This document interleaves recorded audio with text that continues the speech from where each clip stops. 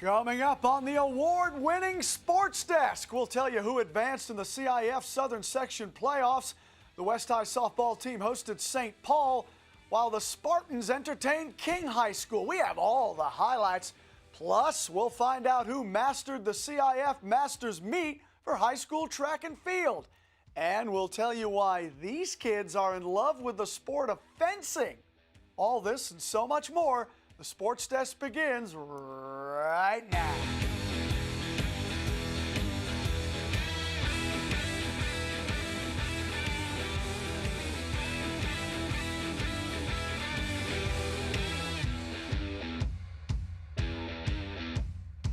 Welcome everyone to the only sports show designed with the Torrance sports fan in mind. Local teams are trying to keep their CIF dreams alive, and we'll tell you who advanced in just a second. But first, you know the drill. Don't forget to do your part and connect with us on social media. Keep us in the loop on Facebook, Twitter, and Instagram. Share your videos and photos, and don't forget to give us some ideas for future stories. Remember to tag us when posting, and we'll return the favor. It's real easy. Okay, let's be honest here. Losing to rival North back on April 27th was probably the best thing that could have ever happened to the Warriors softball team. Sure, the loss snapped a 19-game win streak, which was painful, but ever since that loss, West High School has been laser-focused, winning 4 straight games while scoring a total of 39 runs and only giving up 9. That's pretty focused. After defeating St. Anthony in the first round of the CIF Southern Section Division III playoffs, the Warriors defeated California High School out of Whittier. And this is viewer video of the game's final out. Enjoy.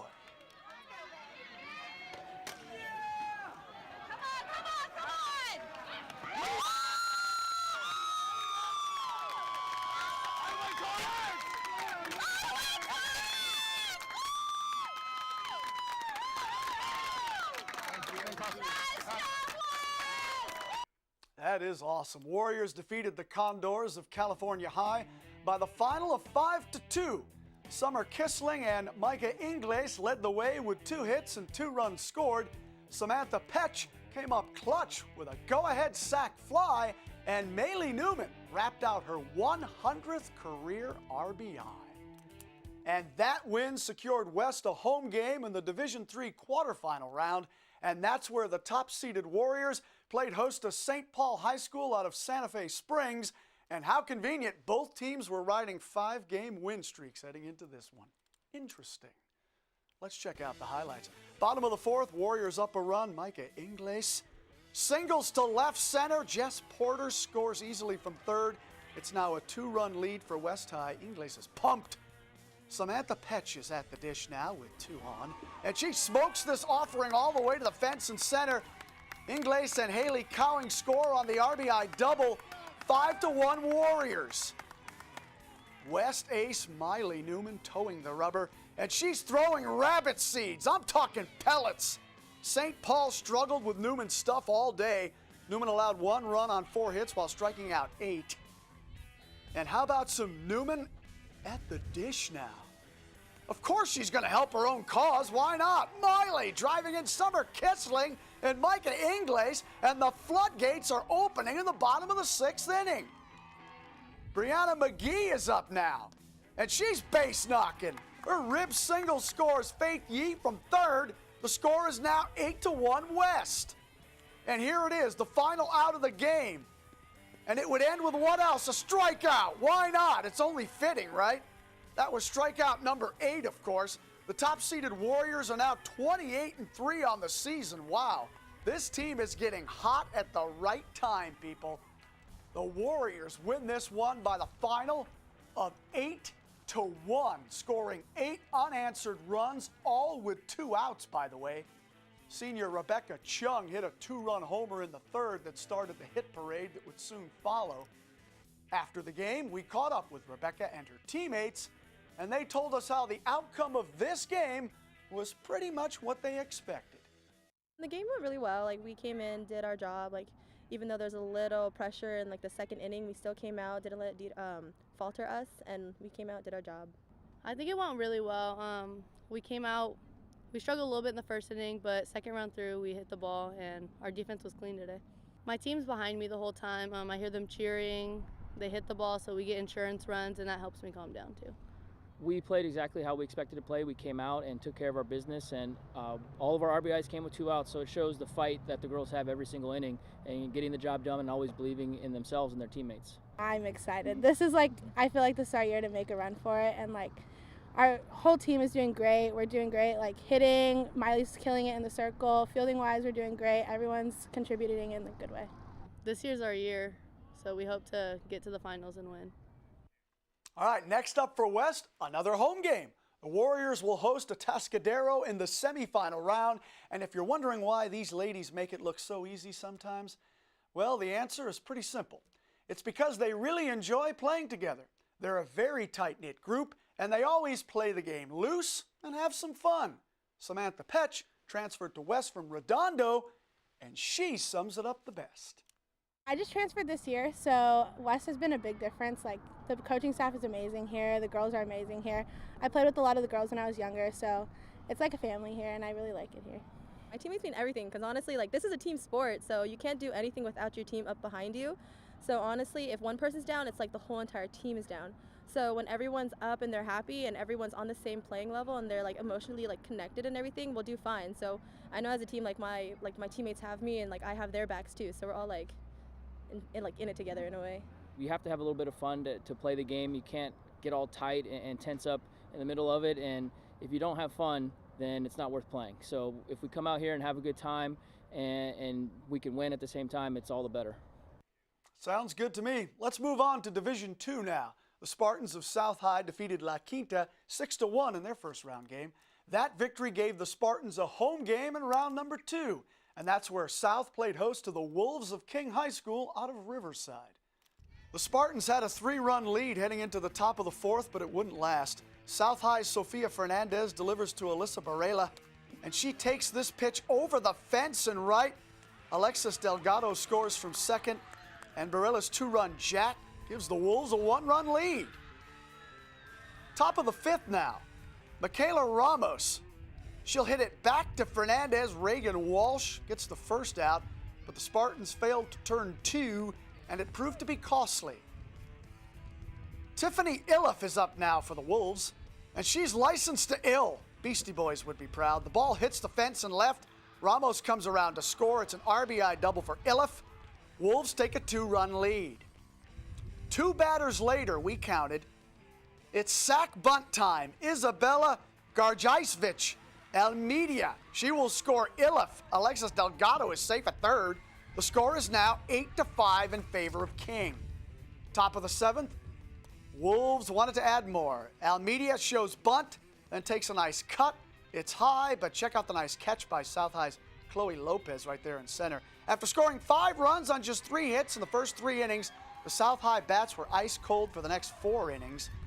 As a result, the Spartans' postseason run would come to an end in the second round of the CIF Southern Section playoffs. King High School goes on to defeat South by the final of 8-5. The Spartans end their season with a 20-9 overall record, 4-4 in the Pioneer League. Elsewhere in Division II, the Saxons of North High won their 8th straight when they defeated Santa Monica 6-0 in round 1. After that win, the Saxons traveled to Laguna Hills for a second-round matchup with the Hawks, and the Saxons would lose this one in 8 innings. North starting pitcher Kendra Marzarini allowed 1 run on 4 hits and struck out 10 in the loss. The Saxons finished their season as co-champions of the Pioneer League with a 7-1 record. Their overall record, by the way, was 23-10. All right, let's turn our attention to high school baseball now. In the CIF Southern Section Division IV playoffs, the South High Spartans won their first round game, defeating Lompoc by the final of 7-2. Following that win, the Spartans hit the road and traveled to Whittier to face La Serna High School in round number 2. The Spartans had won 9 straight heading into this matchup. The Lancers had won 3 straight. And thanks to a 6-run 6th inning, the Lancers pull off the upset over the top-seeded Spartans. The Lancers scored their 6 runs on 8 hits. The Spartans wrapped out 9 hits but failed to get a runner to cross home plate. South finishes up at 26-5 overall and winners of the Pioneer League, where they went 8-0 for the first perfect season in Pioneer League play in school history. All right, from South High baseball to South High boys volleyball.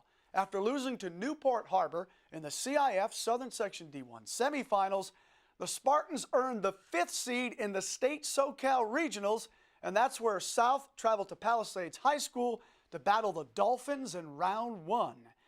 And the incredible season would come to an end for the Spartans. Palisades won the match 3-1. South won the second set 25-18, but lost the first set 25-19, the third set 28-26, and the final set 26-24.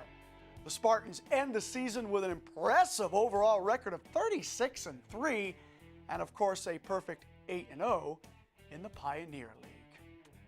All right, we're going to take a quick time out here on the Sports Desk, but whatever you do, don't go anywhere, because you won't want to miss this. Coming up next, the very best in high school track and field are gathered at El Camino College, and we're going to take you there. Stay with us. We'll be right back.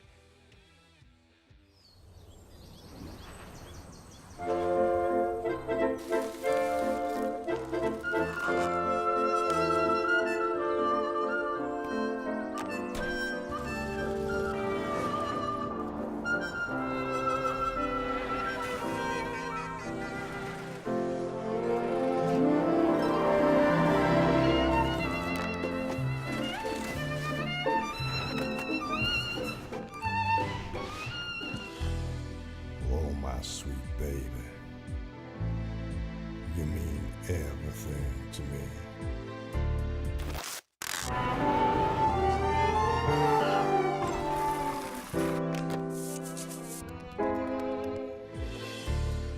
I love you. Can we get strawberries? No, honey. Please? Okay.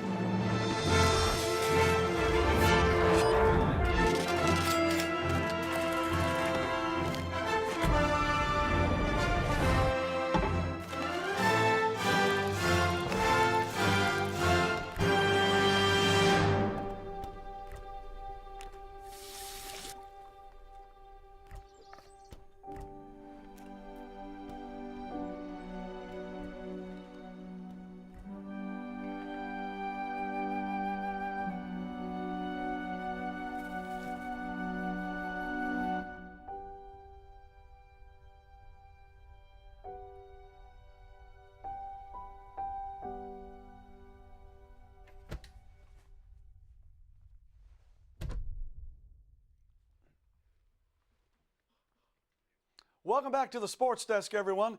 Remember to follow us on Twitter, Instagram, and Facebook. Share your story ideas, post your photos and videos, because we want to hear from you, Torrance. After all, this is your show, so be sure to stay connected. All right, the road to Fresno starts at Crenshaw Boulevard here in Torrance, and that's because Murdoch Stadium on the campus of El Camino College hosted the CIF Masters Meet for high school track and field. And that's where athletes were trying to qualify for the big state meet coming up in Fresno. We sent our very own Cedric Welton to spend the day at Murdoch Stadium and soak up the sights and sounds, and he files this report.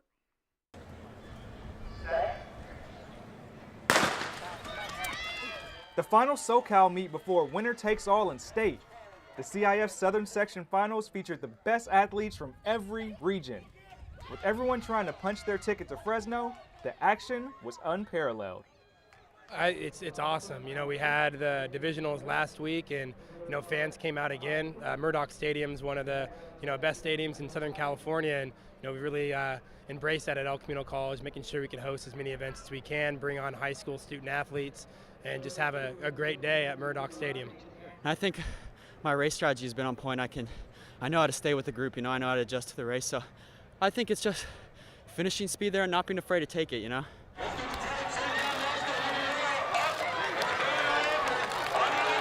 Usually this event takes place in Arcadia.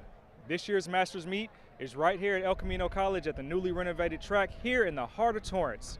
Schools from almost every county in Southern California gathering here today with one goal in mind: reach the podium. Well, I love it being here at El Camino because it's like 5 minutes away from my house. I can walk here, I can wake up late, and I had a huge support section today. From the school, from the team, alumni, they're all here to support me today, and we'll be staying to go support Caleb, who's running the 800. That's the biggest thing, the amount of support we get here. Oh, it's convenient. I got here I left my house like 2 hours before my race time. Got here, it was pretty hot, so I didn't have to soak out here in the heat. I was pretty rested in terms of when I got here, so it's just very convenient.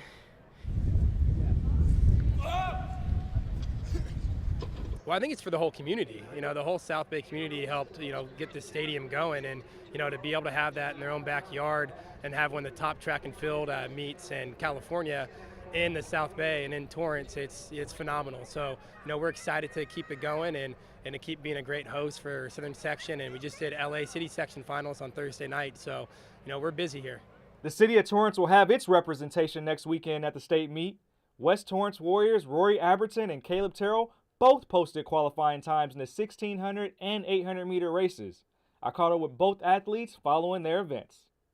Well, I knew what I had to do. I had to get top 6 or hit the time of 154.68. So the goal was top 6, and I did that. I think I was about 5th with 100 meters left, and I passed a couple guys, but I think I got past at the very end, but I still got top 5, so I'm top 6, so that's good. Moved on. It's amazing because at the beginning of the year, no way would I think I've ever got a shot to get to Masters or maybe even finals. In the past 2 weeks, I've got an 8-second PR, or 9-second now, I guess. And to make it to Masters, I mean, I know I didn't win today, but I moved on, and that's incredible, honestly. The top 6 athletes from each event qualified for the state meet in Fresno. And needless to say, all these kids left it out there on the track. Reporting from Murdoch Stadium at El Camino College, I'm Cedric Welton for the Sports Desk. Cedric, thanks. Now let's break down what happened here with our local athletes, starting with what some consider to be the surprise of the day.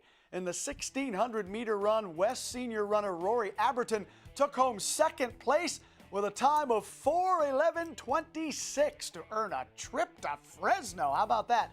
Aberton qualifies for the state meet for the first time in his high school career. Teammate West senior Caleb Terrell finished 5th in the boys' 800 meter race at 1:53.41, which is good enough to qualify for the state meet in Fresno. How about that? And lastly, in the boys' high jump, Bishop Montgomery senior Jordan Bayless finishes tied for 11th place. Great job, guys.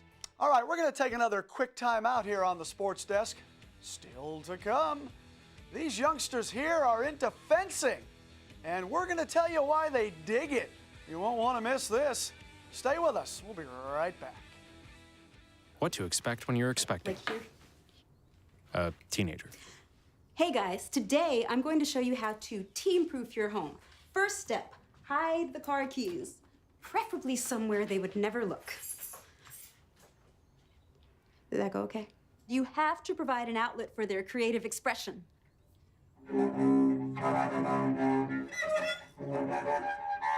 So good. Challenges will come up. Be ready for them. Hi, honey.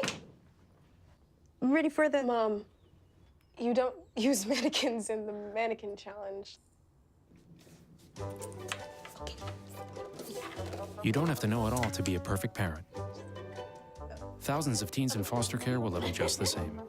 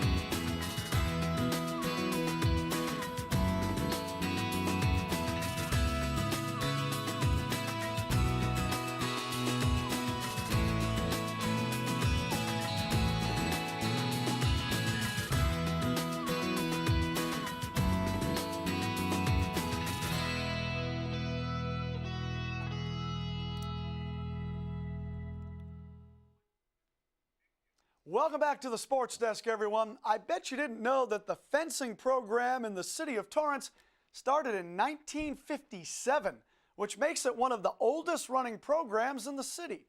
And if you think it's just for adults, think again. Young kids are into fencing. Yep, it's true. And you don't have to take my word for it.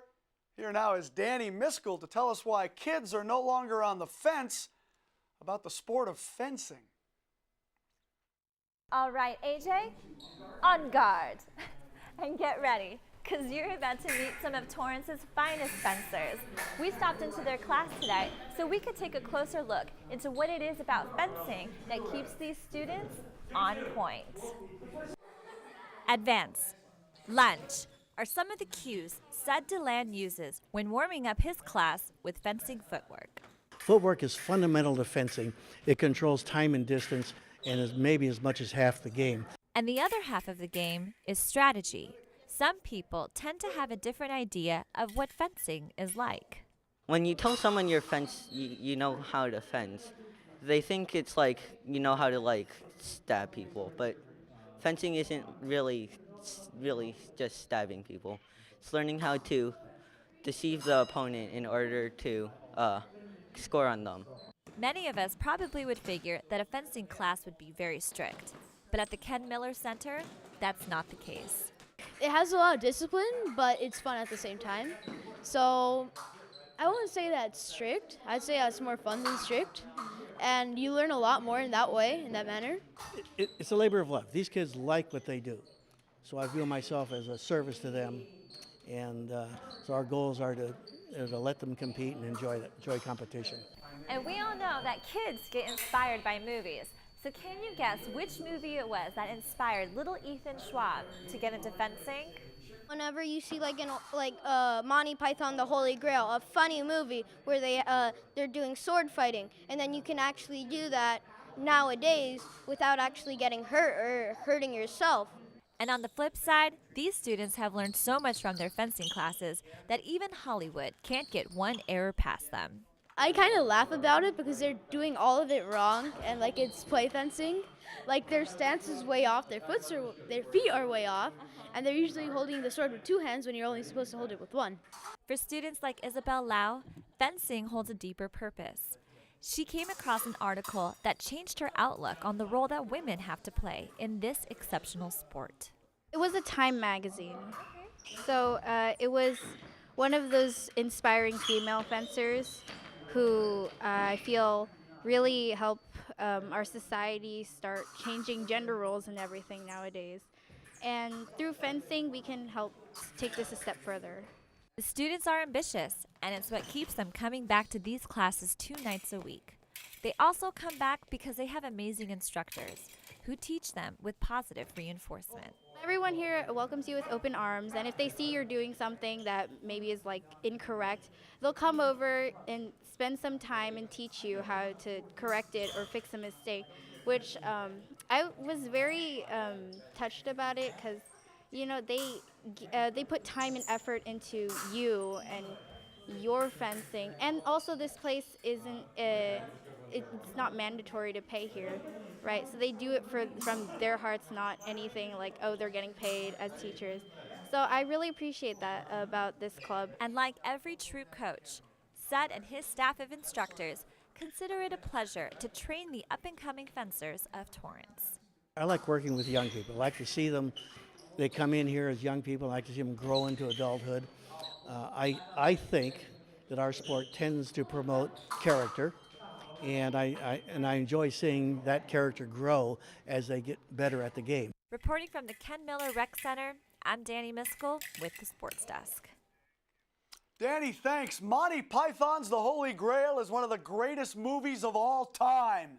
Just want to get that in there. That kid is so cool. All right, hey, if you'd like to join the Torrance Fencing Club, which meets Tuesday and Thursday evenings from 5:30 to 9:30 at the Ken Miller Recreation Center, all you have to do is call 310-375-1792 to obtain more information. Check it out, man. That stuff is real cool. All right, that does it for this edition of the award-winning Sports Desk. Thank you so much for joining us. As always, we appreciate your support. My name is AJ Vittone, and I've seen, heard, and said enough for 1 week. We'll continue this conversation again next week, I promise. Until then, don't forget to follow the Sports Desk on social media, Facebook, Twitter, Instagram. And remember, you can email us as well. We'd love to hear from you. That's all the time we have, sports fans. We'll catch you next time right here on the award-winning Sports Desk.